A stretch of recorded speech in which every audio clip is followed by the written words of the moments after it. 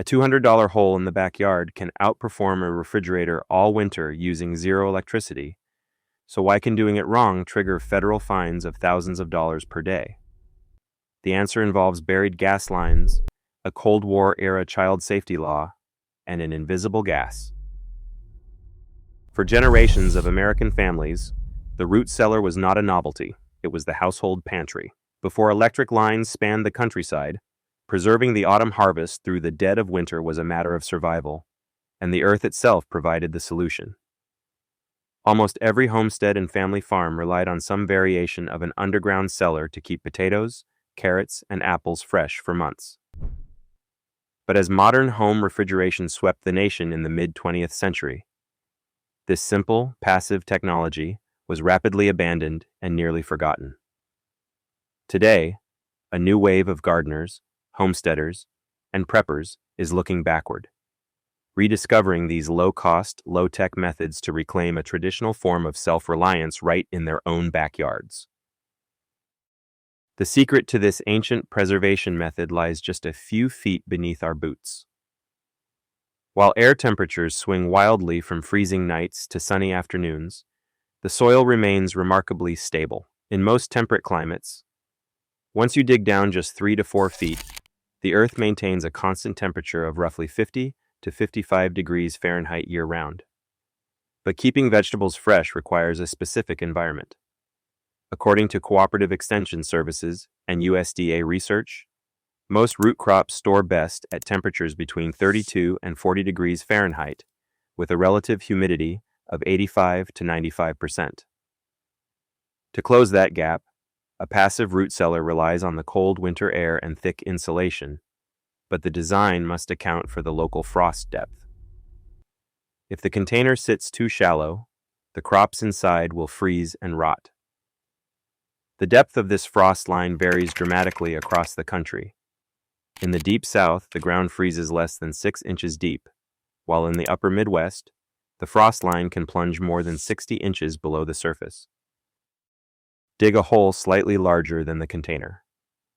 Line the bottom with a 3 to 4 inch layer of compacted gravel for drainage, then drill several small holes in the base of the can to allow excess moisture to escape. Set the container in place, keeping the rim exactly 4 inches above the soil grade to prevent pooling rainwater from spilling inside. Inside, pack root crops in alternating layers of dry straw, then secure the lid.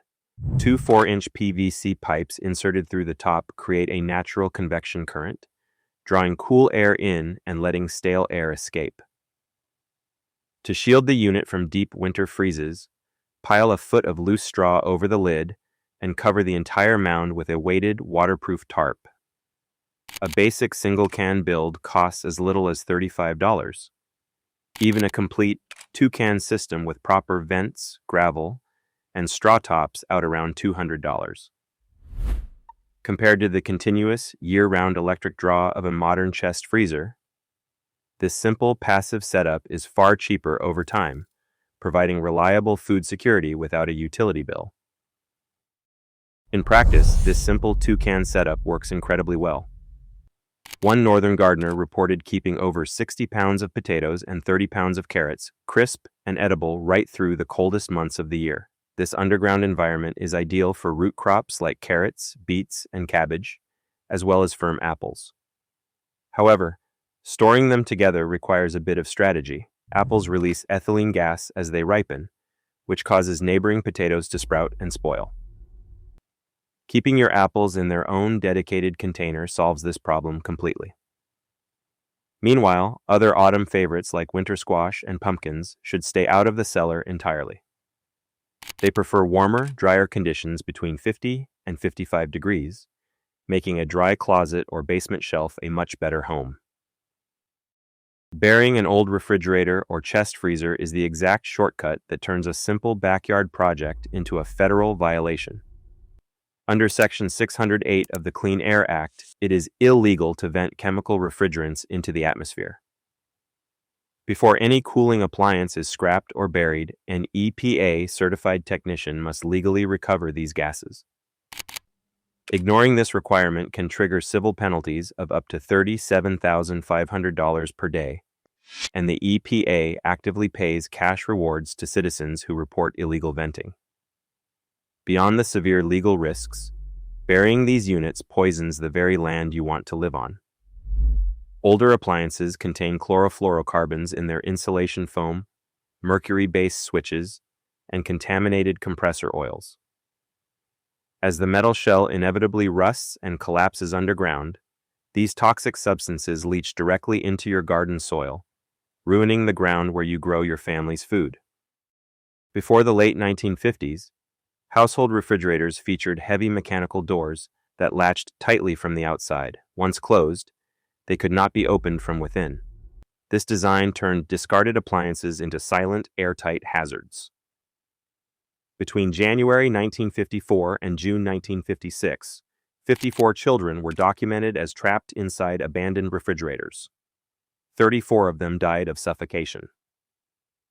This tragedy prompted Congress to pass the Refrigerator Safety Act of 1956. Under this law, any refrigerator manufactured after October 31, 1958, had to be openable with a light push from the inside, a requirement that led to the universal adoption of magnetic seals. To prevent older, latch-style units from claiming more lives, states like California, Oklahoma, and Washington passed strict laws making it a criminal offense to discard an appliance without removing its doors. Burying an intact vintage fridge in a backyard pit creates a severe safety hazard, transforming a simple do-it-yourself project into a profound legal and moral liability. A basic galvanized trash can root cellar is not banned anywhere in the United States. When built responsibly, this passive, low-tech system is entirely legal. However, backyard projects frequently run into trouble across three distinct regulatory areas. The first obstacle is the ground itself. Under federal law, specifically 49 U.S.C. Section 60,114, and every state's one-call law, digging without calling 811 first is prohibited. State fines can run into the thousands, and federal penalties can exceed $272,000 if a pipeline is hit. The second hurdle involves local building permits and zoning. Many towns require permits for any underground excavation or accessory structure.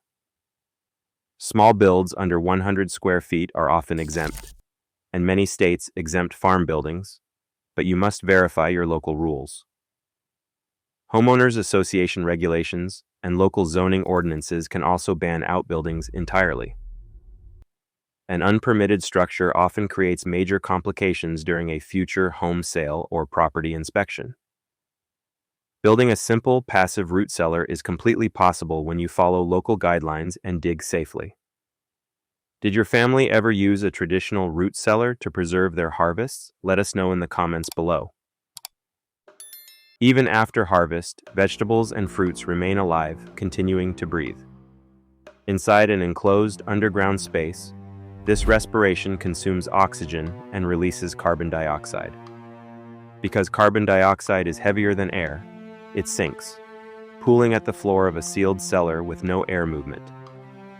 Even at small concentrations of 1 to 5%, this accumulated gas ruins the harvest by accelerating decay.